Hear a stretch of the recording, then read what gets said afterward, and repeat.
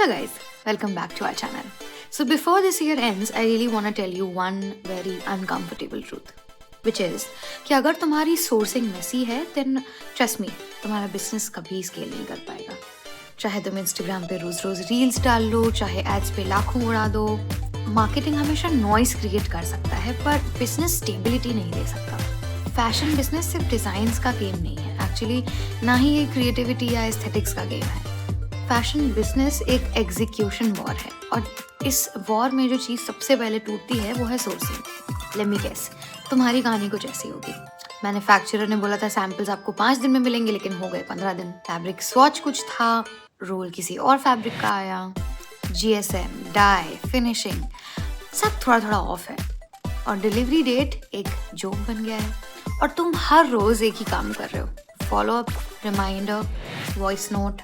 भैया प्लीज समझिए, ये छोटी छोटी प्रॉब्लम्स लगती हैं बट असल में ये माइक्रो डिलेज आपकी ग्रोथ का स्लो पॉइजन है. और सबसे डेंजरस बात पता है क्या है? That you think this is normal. Industry में ऐसा होता रहता है, मैन्युफैक्चरर्स तो ऐसे ही होते हैं.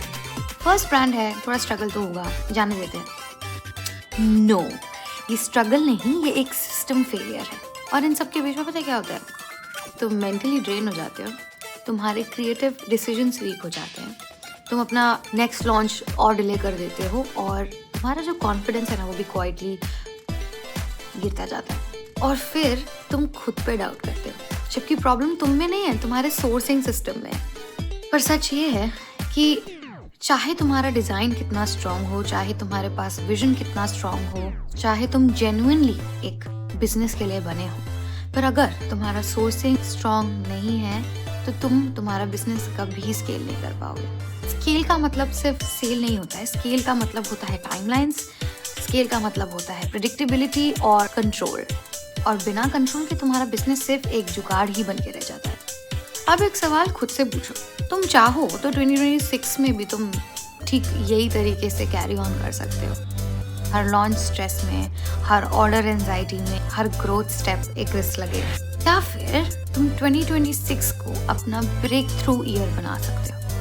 बिकॉज एक चीज़ बहुत क्लियर है, 2026 ब्रेक थ्रू तब बनेगा तुम्हारे लिए जब तुमने 2025 में अपना सोर्सिंग का सिस्टम सॉर्ट कर लिया. और इसी एग्जैक्ट प्रॉब्लम को सॉल्व करने के लिए कसोरा आ गया है. ये एक ऐसी वेबसाइट है जहाँ पे इंडिया के ही नहीं बल्कि देश भर के, दुनिया भर के वेरीफाइड मैन्युफैक्चरर्स आप जैसे क्लोथिंग ब्रांड ओनर का वेट कर रहे हैं. No blind trust, no middleman का झंझट एंड नो व्हाट्सएप पे अपना बिजनेस चलाना. कसोरा का कोर आइडिया काफ़ी सिंपल है. Right manufacturer, right product, right time. तुम चूज कर सकते हो, तुम कंपेयर कर सकते हो, तुम अपना स्केलिंग प्लान कर सकते हो, that too without any chaos. ये प्लेटफॉर्म तुम्हारा क्रिएटिव एज नहीं छीनता है बल्कि तुम्हें ऑपरेशनल क्लैरिटी देता है. और clarity is equals to confidence, confidence is equals to speed and speed is equals to more growth. और समझने वाली बात यह है कि ग्रेट ब्रांड सिर्फ क्रिएटिव नहीं होते, ग्रेट ब्रांड सिस्टम ड्रिवन भी होते हैं. और जब तुम अपना बिजनेस सोर्सिंग के सिस्टम पे छोड़ते हो तब तुम अपना बिजनेस लक पे नहीं चलाते हो, स्ट्रैटेजी पे चलाते हो.